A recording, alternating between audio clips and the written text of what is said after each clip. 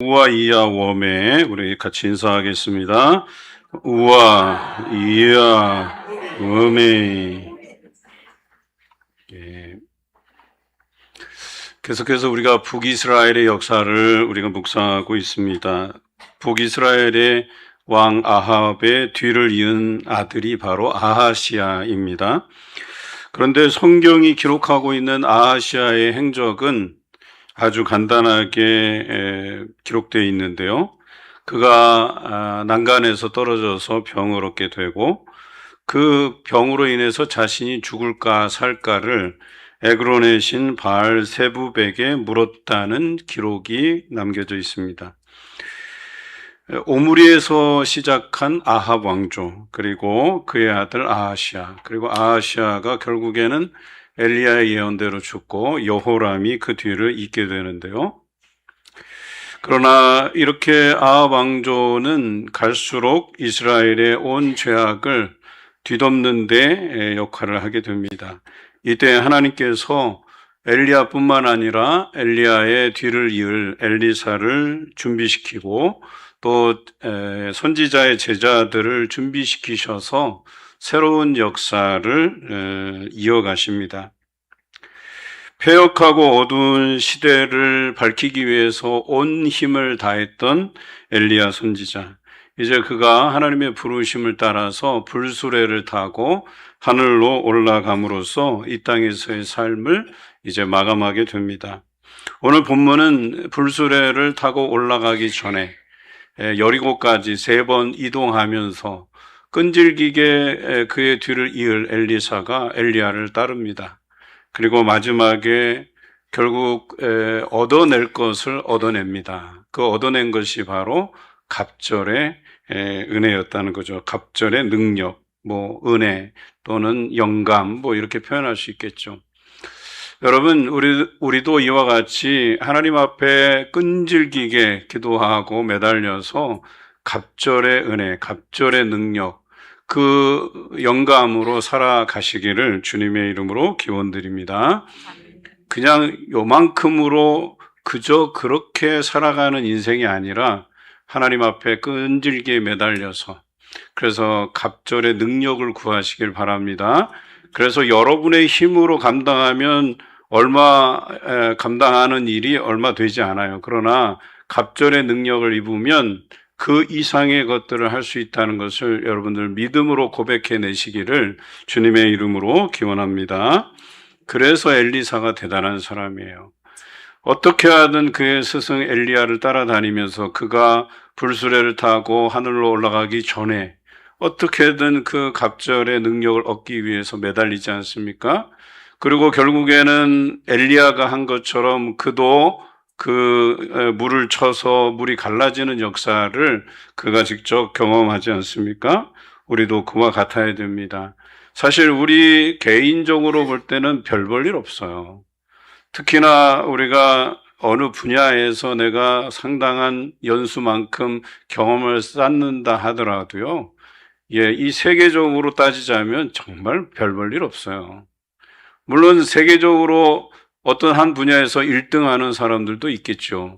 그런데 그 사람도 그 분야를 벗어나면 정말 별 볼 일 없습니다. 우리는 정말 별 볼 일 없는 인생이에요. 그러나 그 별 볼 일 없는 인생도 하나님께서 갑절의 능력을 주시면 어떤 일에서든 하나님의 능력이 임하시는 역사가 그 사람을 통해서 일어날 줄로 믿습니다.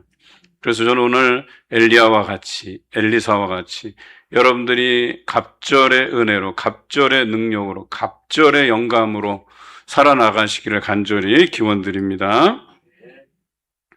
엘리야의 사역은 하나님께서 인정하실 만큼 훌륭한 것이었지만 그의 평생의 수고로 맺은 열매들은 사실 그 시대에 자기가 살아있으면서 보지 못했어요.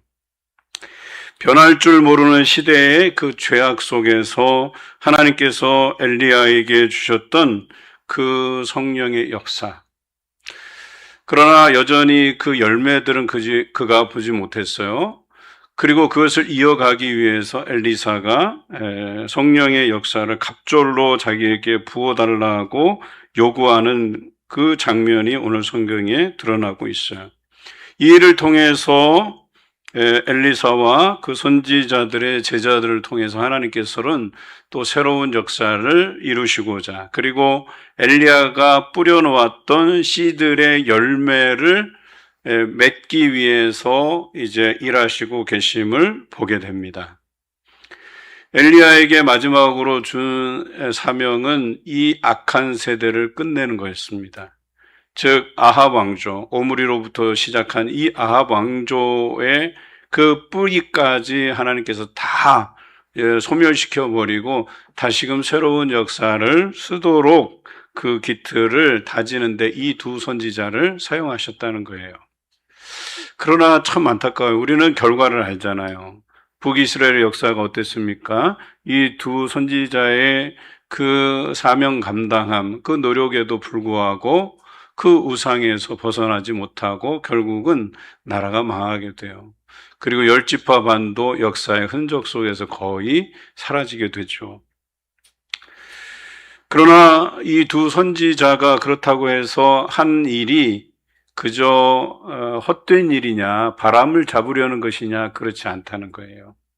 적어도 그들에게 구원의 기회를 얻기 위해서 그런 하나님 앞에 그 사역들을 잘 감당해 갔다고 하는 것입니다. 여러분, 혹시라도 우리가 이 사명 감당함에 있어서 열매가 나타나지 않을 수도 있어요. 결과가 그렇게 썩 좋지 못할 수도 있어요. 그러나 과정은 훌륭해야 됩니다. 과정은 하나님께서 주신 능력으로 감당해 내야 되는 겁니다. 여러분, 사람의 힘으로도 하지 마십시오. 하나님의 능력으로 하십시오. 그렇게 해서 하나님께서 이끌어 가시는 역사를 목도하는 저와 여러분 되시기를 주님의 이름으로 기원합니다. 물론 그 결과물은 그랬지만 순간순간 하나님의 역사하심이 그들을 통해서 일어납니다. 특히나 엘리야를 통해서 어때요? 많은 그 헛된 신들을 그들이 섬기고 있었음을 깨닫게 하지 않습니까? 전에 우리가 나누었던 갈멜산에서의 대결은 그들이 그동안 섬겼던 바알의 허상을 드러내주는 사건이었습니다. 3년 6개월 동안 비가 내리지 않았어요. 바알의 신은요, 비를 내리는 신이에요. 그 풍요롭게 하는 신이에요. 그러나 3년 6개월 동안 엘리야 단 한 사람이 하나님께 구하니 비가 내리지 않았다는 것 아니겠습니까? 그 우상의 헛된 모습을 보여주기 위함이 성공한 것이죠. 그리고 대결에서 어때요? 불이 내려져서 엘리야가 쌓은 제단에 불이 임하고 여호와의 불이 그 제단 제물과 그 도랑의 물을 핥지 않았습니까?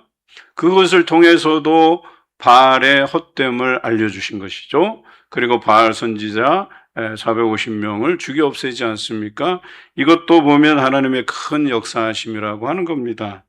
그럼에도 불구하고 이 악한 세대는 여기 계속해서 들풀처럼 일어나요. 여기서 없애면 또 저쪽에서 나고, 우리의 살아가는 삶이라고 하는 것은 그 험악한 세월 안에서 들풀처럼 솟아나는 악한 세력들을 제어하고 그 가운데 하나의 꽃을 피워내기 위해서 우리가 열심히 수고하고 노력하는 것 아니겠습니까? 꽃은요, 한순간 피고 지어버려요. 그 한 꽃, 하나의 꽃을 피우기 위해서 우리는 이 안개 같은 쉬이 사라지는 또 화살같이 지나가는 이 짧은 인생을 열심히 살아내는 것 아니겠습니까?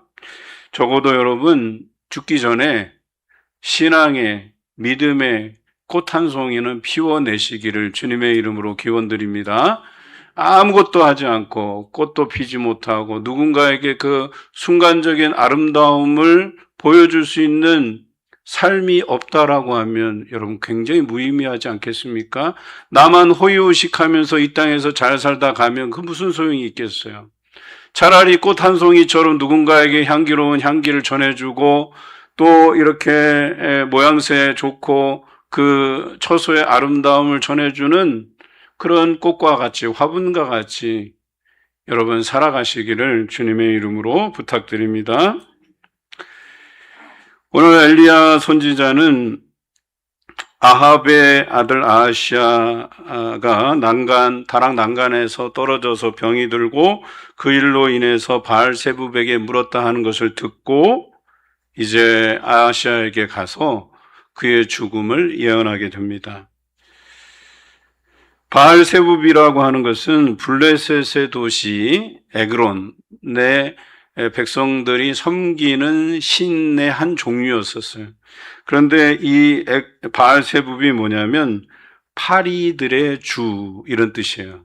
그러니까 똥파리 신입니다. 참 믿어도 좀 그러할 만한 좀 어떻게 보면 그럴듯한 이런 신을 섬겨야 되는데 똥파리 신을 섬긴다고 하니까 좀 웃겨요. 제가 볼 때는. 아니, 한 나라의 왕이 똥파리의 신한테 가고 자기 인생을 논한다?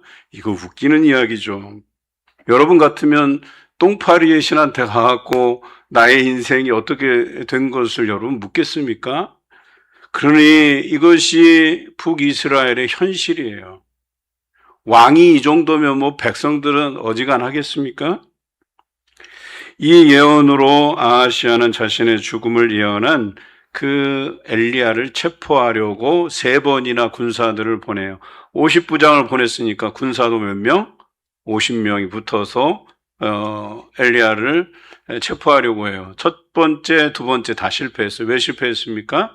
하나님의 불이 내려와서 그들을 다 살라버렸어요. 그리고 3번째 50부장이 파견이 되는데 이 사람이 좀 지혜로워요. 야, 이거 1차, 2차에 다 불살라 죽었으니까 나도 이제 이 불의 재앙을 피할 길이 없겠구나. 그래서 엘리야에게 가서 목숨을 구걸합니다. 내가 사실은 왕이 이렇게 나에게 명령을 내려서 왔지 내가 하나님의 손길에 죽임당하려고 온 게 아니다. 그래서 엘리야에게 아주 이 왕의 명령을 조심스럽게 자기 생명을 구하는 방식으로 전달하게 됩니다. 자, 그렇게 해서 이 3번째 50부장과 함께 아하시아에게 또 가요. 그런데 가서 어때요? 좋은 말 할 것 같아요? 엘리야의 심성으로 봤을 때 고지고대로 이야기하죠. 당신은 죽을 것이다. 이렇게 예언하게 됩니다. 그리고 결국은 그 예언대로 아하시아가 죽고 그의 아들 여호람이 왕위에 오르게 됩니다. 오늘 말씀에서 보면 유독 엘리야가 이 불과 관련이 있어요. 갈멜산에서 어때요? 불이 임했잖아요. 그리고 엘리야를 체포하러 간 그 군사들에게 여호와의 불이 임했잖아요. 그리고 승천할 때 뭘 탔다고요? 불수레를 탔다고 오늘 성경은 이야기합니다. 이 정도면요, 엘리야 하면 겁이 날 만도 해요. 이 군사들이 야, 지난번에 그 엘리야가 한번 구했더니 불덩어리가 떨어져 갖고 제단을 살랐는데, 그리고 1차, 2차 체포조가 따라갔다가 또 불구덩이에 그들이 다 죽었는데, 그 3번째 50부장이 생각을 한 거죠. 여러분, 그 사람이 지혜로울 수도 있었겠지만 이 정도 보여줬으면요, 알만도 하잖아요. 야, 이거 내가 갔다가는 저 불구덩이에 나도 타 죽겠구나. 이 생각을 왜 안 하겠어요? 그만큼 엘리야는 유독 이 불과 관련이 있었습니다. 자, 그리고 엘리야의 승천의 과정을 오늘 본문에서 설명하고 있는데요. 그 첫 번째는 이 과정이 하나님께서 결정하셨다는 겁니다. 그래서 그를 여러 곳으로 인도에 가시잖아요. 그래서 길갈, 베델, 그리고 여리고를 거쳐서 요단에 이르기까지 하나님의 인도하심 안에 있었다는 겁니다. 그가 가고 싶어서 그렇게 승천하고 그런 게 아니에요. 이 결정은 전적으로 하나님께서 결정하신 것이다 라고 하는 것이죠. 어찌 보면 히스기야가 이제 죽게 되었을 때에 생명을 좀 연장시켜 달라고 요구하잖아요. 그런데 그 기도에 응답하셔서 생명을 연장받지만 결과적으로 히스기야의 죽음은 썩 그리 좋은 죽음은 아니었습니다. 그리고 오히려 그가 살아있을 때의 예언이 뭐예요? 그가 자랑하려고 보여준 그 예루살렘 안에 그 성전에 값진 모든 것들을 다 빼앗기게 될 것이라는 그런 예언을 듣게 되지 않습니까? 살아도 산 것이 아닌 것이죠. 그런데 엘리야의 경우는 좀 달라요.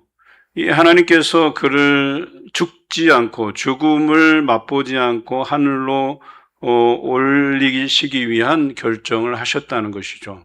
그의 평생을 돌아보면 자기 의지대로 뭔가 자기가 더 뭘 해보려고 하지 않았어요.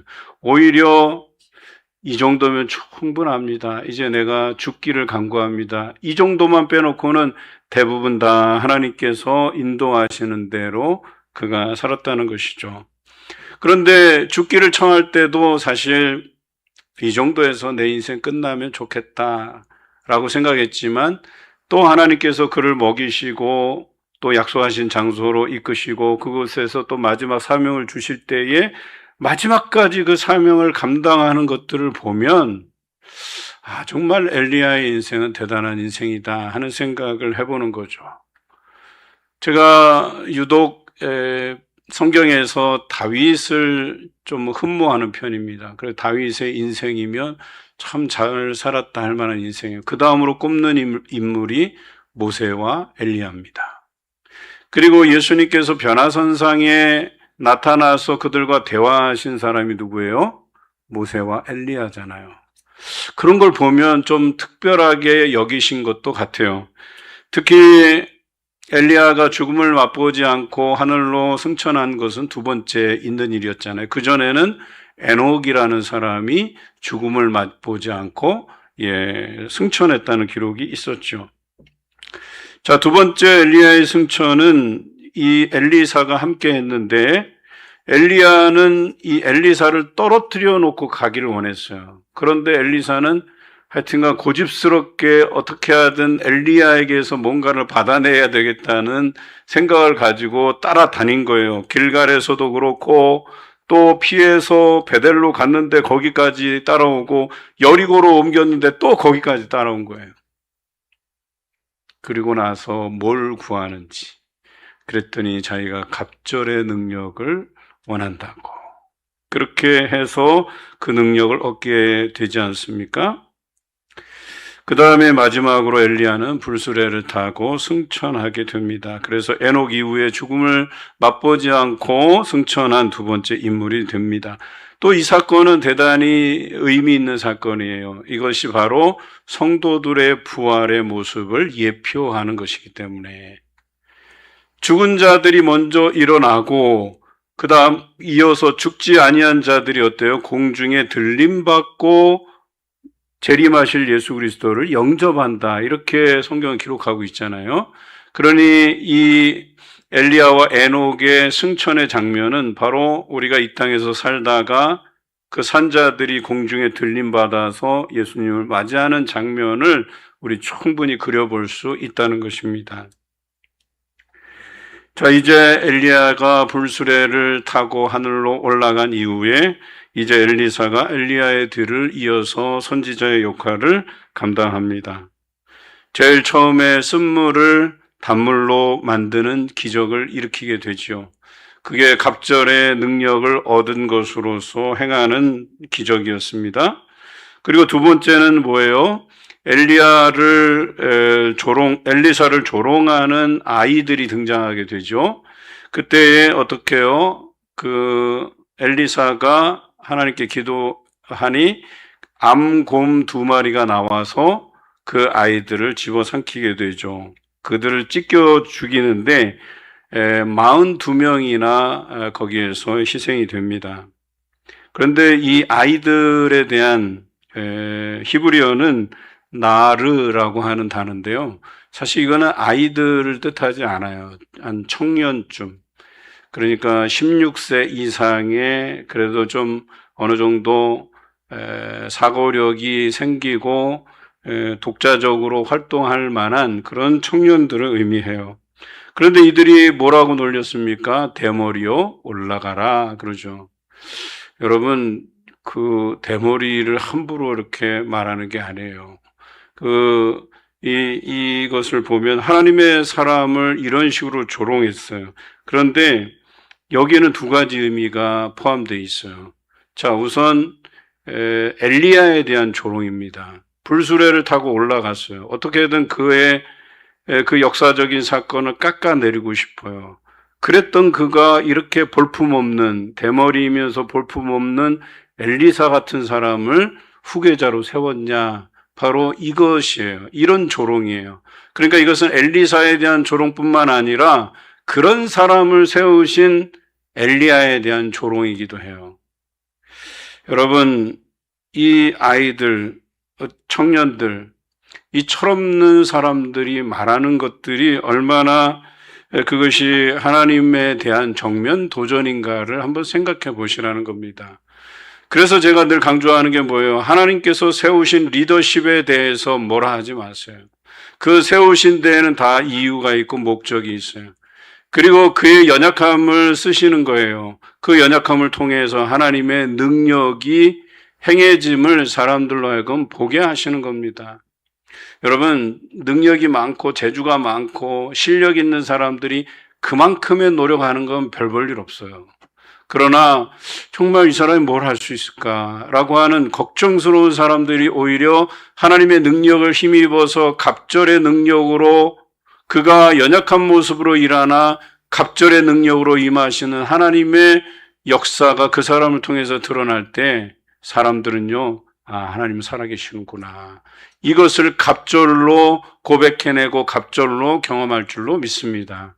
그런데 그 사람의 능력으로 행하는 것들을 보면 그 사람이 그 사람만큼 했구나. 요 정도에서 그치는 거예요. 그래서 성경에서는 연약한 자를 들어서 강한 자를 부끄럽게 하는 겁니다. 우둔한 자를, 어리석은 자를 들어서 지혜로운 자를 부끄럽게 하는 거예요. 그리고 어때요? 뒷선 자들을 통해서 앞선 자들을 부끄럽게 하시는 하나님이십니다. 여러분, 그걸로 인해서 자랑할 것이 1도 없어요. 내가 좀 이 분야에서 좀 괜찮지. 이 정도 아니에요. 여러분, 우리 하나님께서는 돌들로도 소리 지르게 하시는 분이다. 저는 이 표현을 항상 마음에 품고 있어요. 내가 아니면 이거 누가 하겠어? 아니요. 누구라도 감당하게 만드십니다. 내가 아니면 다른 사람을 통해서라도 심지어 돌들로도 소리지게 하시는 하나님이십니다. 우리가 하나님 앞에 영광 올려드리지 못하면 그 하찮은 밈을 돌들로도 영광을 받으시는 분이세요. 그러니 여러분, 많고 많은 사람들 중에 또 이곳에서 우리가 소속감을 가지고 같이 활동하지 않는 사람들이라도 다른 곳에서 하나님께서 데려와서라도 쓰게 만드시는 분이세요. 그러니 여러분 주변만 바라보지 마시기 바랍니다. 전 세계적으로 하나님께서 통치하시는 분이신데 그 어떤 사람 이곳에 데려다 놓고 사용하시지 않겠습니까? 그러니 내게 주어진 기회, 그 봉사할 수 있는 기회 소중히 여기시길 바라요. 여러분의 능력 때문에 세운 자리가 아님을 기억하시기 바랍니다. 여러분을 통해서 하나님의 놀라운 능력을 드러내게 하시는 것임을 여러분 믿으시길 바랍니다. 여러분, 선지자들의 등장은 이렇습니다. 그만큼 시대가 악했다는 반증입니다. 만약에 이스라엘이 하나님의 말씀을 잘 지켜 행했더라면 선지자들을 보내서 이 경고의 메시지를 주실 필요가 없으셨을 거예요. 또 예수 그리스도를 이 땅에 보내셔서 그 죄를 대신 지시고 십자가에 죽으실 이유가 없었을 겁니다. 그런데 이 일은 역사적으로 일어났고 또 오늘 우리에게도 유효합니다. 중요한 것은 이 선지자를 보내신 이유가 우리가 죄 가운데 있더라도 우리를 포기하지 않으시는 그 하나님의 사랑이 전제되어 있었다라고 하는 것이고요. 또 우리를 향한 하나님의 구원 계획이 있음을 보여주시는 사건입니다. 여러분, 우리 하나님은 절대 포기하지 않으십니다. 여러분들을 향한 기대를 저버리지 아니하시는 분입니다. 그러니 여러분, 그것을 깨달으시기 바라요. 여러분을 이 땅에 보내신 목적, 어떤 사명을 감당하게 하시는지 그것을 곰곰이 생각하다 보면 여러분 시간을 헛되게 보내지 않게 됩니다. 내가 주를 위해서 뭘 할 수 있을까? 하나님을 기뻐하시게 하는 시원한 얼음 냉수와 같은 그런 삶이 뭐가 있을까? 이것을 고민하게 돼요. 뭐 매주마다 우리 교회 청소하시러 오는 집사님, 권사님 이렇게 계시는데 제가 이제 새벽기도 마치고 좀 오전에 이제 가다가 보면 항상 잘 마주쳐요. 어디 가시는지 이제 뻔한 거예요. 이제 교회 청소하러 가시고 또 어떤 분들은 또 기도하러 오시고 참 그 발걸음들이 너무 귀하더라고요. 알게 모르게 아마 모르시는 분들도 많을 거예요. 그러나 알고 있는 분들도 참 계시고 주중에 오셔서 뭐 이렇게 화분 관리하고 꽃 관리하고 성전 청소하고 여러분 왜 그럴까요? 그냥 뭐 권사가 되기 위해서 뭐가 되기 위해서 사람들의 안목으로 보면 이렇게 조잡한 시각으로밖에 보이지 않는 거예요. 그런데 그렇게 하는 데에는 기쁨이 있어서 그런 겁니다. 하나님의 마음을 시원케 하려는 그 의도와 열정이 거기에 보이는 거예요. 그런데 한번 생각해 보십시다. 그 뭐 한 100만 원, 200만 원, 300만 원 하는 것들 그거 뭐 누구나 하지 뭐 이렇게 생각하시는데요. 그렇지 않습니다. 아무리 재산이 많이 있는 사람이라도요. 그리고 그것이 그들에겐 푼돈이라 하더라도요. 마음이 없이는 하나님께 드려지지 않습니다. 적어도 우리는 이 시대적 소명을 따라서 사명을 감당하고 있는 사람들입니다. 먼저는 여러분의 능력으로가 아닌 하나님께 갑절의 능력을 구하면서 시작하시길 바랍니다. 여러분의 능력이 아닌 하나님의 능력으로 하시길 바랍니다. 사람의 능력은 한계가 있습니다. 인간의 한계를 따라 사명을 감당하려 하지 마시고 하나님의 능력을 따라 사명을 감당하시는 저와 여러분 되시기를, 그래서 엘리야와 같이 엘리사와 같은 그런 놀라운 사명 감당이 여러분 삶에 경험되시기를 주님의 이름으로 기원합니다.